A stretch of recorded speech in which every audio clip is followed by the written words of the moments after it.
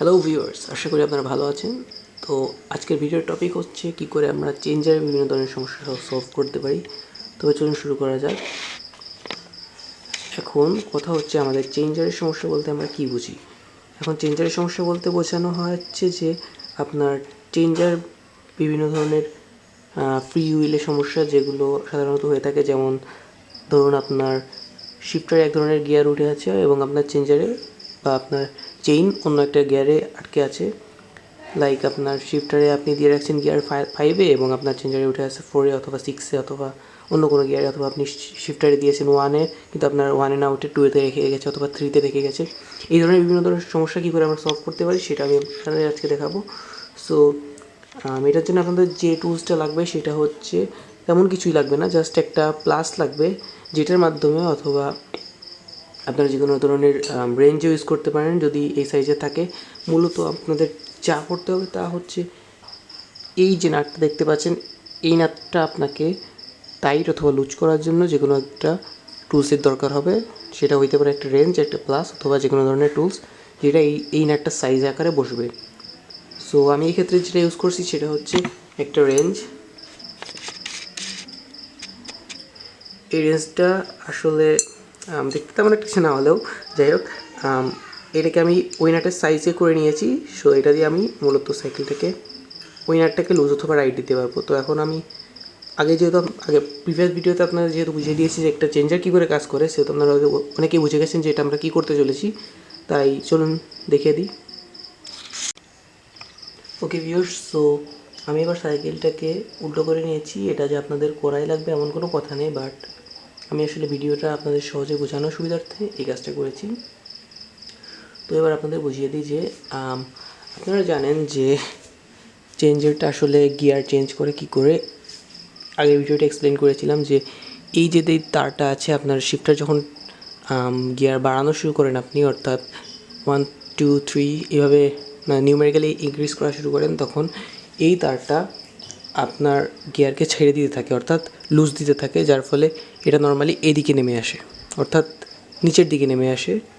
এই ক্ষেত্রে আপনারা তো জানেনই যে এই পিছনের গিয়ারের ক্ষেত্রে সবথেকে পিছনের চাকরিটা হয় 1 এবং সবথেকে লাস্টের চাকরিটা হয় 7 অথবা আপনার যে হাইয়েস্ট গিয়ার থাকে সেটা। সো এটা হচ্ছে লুজ দিতে থাকে, যার কারণে এটা ব্যাকে সরে চলে আসে এবং আপনার গিয়ারটা চেঞ্জ হয়।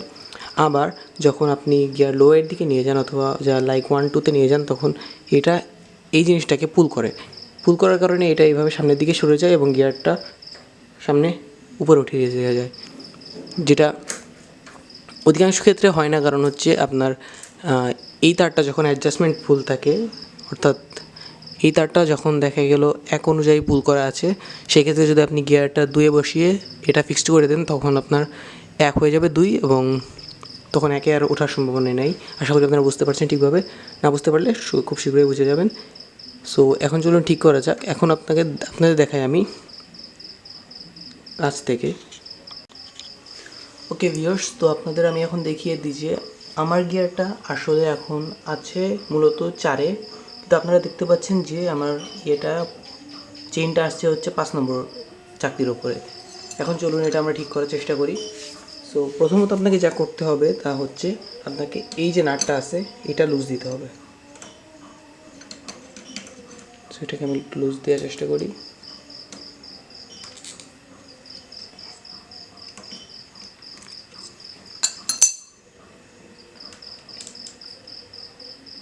ওকে ভিউয়ার্স, আপনারা দেখতে পাচ্ছেন যে নাটটা প্রায় লুজই হয়ে গেছে, প্রায় সম্পূর্ণরূপে লুজ হয়ে গেছে। তো আপনাদের একটা কথা বলে রাখি যে এতটা লুজ দিবেন না যাতে তারটা বেরিয়ে চলে আসে, কারণ আমাদের তারটা বেরিয়ে আসার দরকার নাই। ওকে ভিউয়ার্স, সো এটাকে টাইট থেকে লুজ বানানোর পরে আপনাকে যা করতে হবে তা হচ্ছে প্রথমে এটাই নিশ্চিত হতে হবে যে এইখানে চেইনটা যে গিয়ারে পড়ে আছে, অর্থাৎ 1, 2, 3, 4, 5 নম্বর গিয়ারে পড়ে আছে, আপনার শিফটারেও যেন 5 নম্বর গিয়ার দেওয়া থাকে। আমার ক্ষেত্রে 5 নম্বর আছে বলে আপনার ক্ষেত্রে 5 নম্বর থাকবে এমন কোনো কথা নেই। যে কোনো গিয়ারে থাকলে আপনাকে এটা নিশ্চিত করতে হবে যে এই চাকরিরও এখানে এই ক্ষেত্রে যে গিয়ারে থাকবে শিফটারও সেম গিয়ার থাকা লাগবে।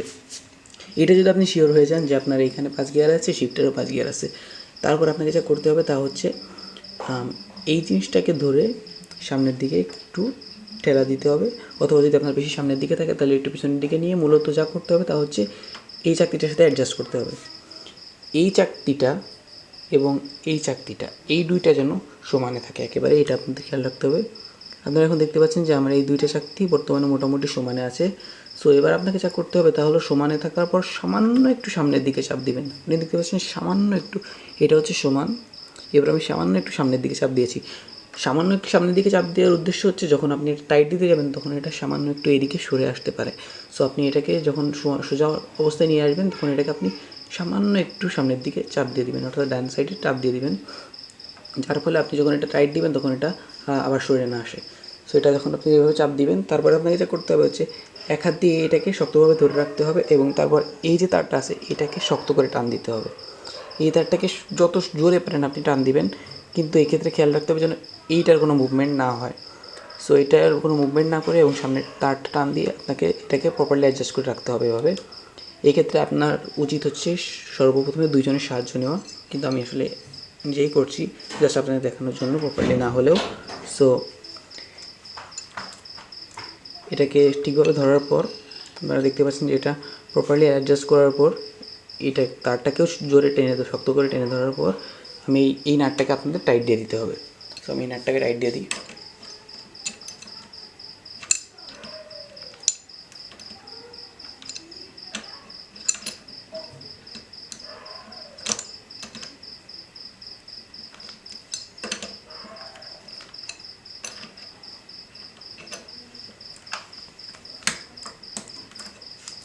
ওকে, সো আপনারা দেখতে পাচ্ছেন যে আমার টাইট দেওয়া হয়ে গেছে এবং আপনারা আরেকটা জিনিস খেয়াল করতে পারছেন যে আমার গিয়ারটা দুইটা অ্যাডজাস্ট করা আছে, অর্থাৎ এই চাকতি এবং এই চাকতি দুইটা অ্যাডজাস্ট করা আছে সমান জায়গায় একই লাইনে।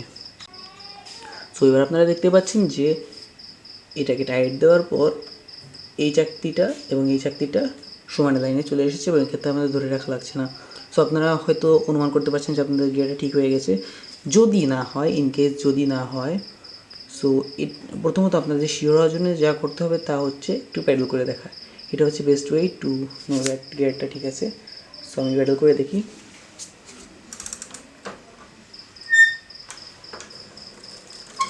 আপনারা দেখতে পাচ্ছেন যে প্যাডেল করার ফলে আমার গিয়ারটা একেবারে যে জায়গায় ছিল সেই জায়গায় আছে এবং আমি আপনাদের আগেই বলেছি যে আমার গিয়ারে একটু সমস্যা ছিল যে 5-এ থাকলে 4-এ থাকতো, 4-এ থাকলে 5-এ থাকতো, কিন্তু আপনারা দেখতে পাচ্ছেন যে আমি প্যাডেল করার সত্ত্বেও আমার গিয়ারে কোনো মুভমেন্ট নাই, অর্থাৎ এটা 5-এই অ্যাডজাস্ট হয়ে গেছে এবং আমার শিফটারও 5-এ আছে। এবং আমি আশা করি আপনাদের ক্ষেত্রেও এটা হবে। যদি না হয় আপনাদের ক্ষেত্রে ইনকেস নাও হইতে পারে, কারণটা আপনাদের আমি বলে দিই। আপনারা এটা খেয়াল করবেন সব সময় যে এই চাকরিটা এবং এই চাকরিটা সমান জায়গায় আছে নাকি। আপনি দেখা গেলো টাইট করতে দিয়ে সামান্য একটু ছাড় দিয়েছেন, সেক্ষেত্রে এটা হয়তো এদিকে চলে এসেছে অথবা এদিকে চলে গেছে বেশি, এর কারণে আপনার গিয়ারটা সমস্যা হতে পারে। সো আপনার সেক্ষেত্রে করণীয় আর একবার লুজ দিয়ে আরও একজনের সহায়তা নিয়ে এটাকে ভালোভাবে অ্যালাইনমেন্ট করে তারপরে আপনি এটাকে টাইট দিবেন। এই ক্ষেত্রে আপনার এটা সঠিকভাবে কাজ করবে। সো আর যদি ইনকেস কাজ না করে সেক্ষেত্রে এটা আরও একটু গভীরভাবে দেখা লাগবে। এবং প্রাইমারিলি আপনার যদি চেঞ্জারের সমস্যা হয় আপনি সো ভিউয়ার্স, এভাবে আপনারা আপনার গিয়ারটা ঠিক করতে পারবেন। অ্যান্ড যদি এভাবে না হয় তাহলে এর ভিতরে আরও কিছু জটিলতা আছে সামান্য ক্ষেত্রে, যেটা আপনার স্বাভাবিকভাবে যদি এ ধরনের সমস্যা থাকে তাহলে হয় না, কিন্তু আমরা এগুলো নিয়েও ভবিষ্যতে ভিডিও আপলোড করব। তাই এই ধরনের আরও ভিডিও পেতে এবং আমরা ভবিষ্যতে নেক্সট ভিডিও আনছি যে সাইকেলের চেঞ্জার কীভাবে আপনারা চেঞ্জ করবেন এবং ফ্রন্টের চেঞ্জার এবং রিয়ারের চেঞ্জারের ভিডিওগুলো আমরা আনছি। এছাড়াও সাইকেলের বিভিন্ন ধরনের সমস্যা আপনারা কী করে সলভ করতে পারেন এ ধরনের আরও অনেক ভিডিও নিয়ে আমরা সামনে খুব শীঘ্রই হাজির হচ্ছি। সো ভিউয়ার্স, এই কারণে আপনারা আমাদের চ্যানেলের সাথে থাকুন, সাবস্ক্রাইব করে রাখুন যাতে নেক্সটে আমাদের যে কোনো আপডেট আপনারা সবার আগে পেতে পারেন। Thanks for watching this video, subscribe for more.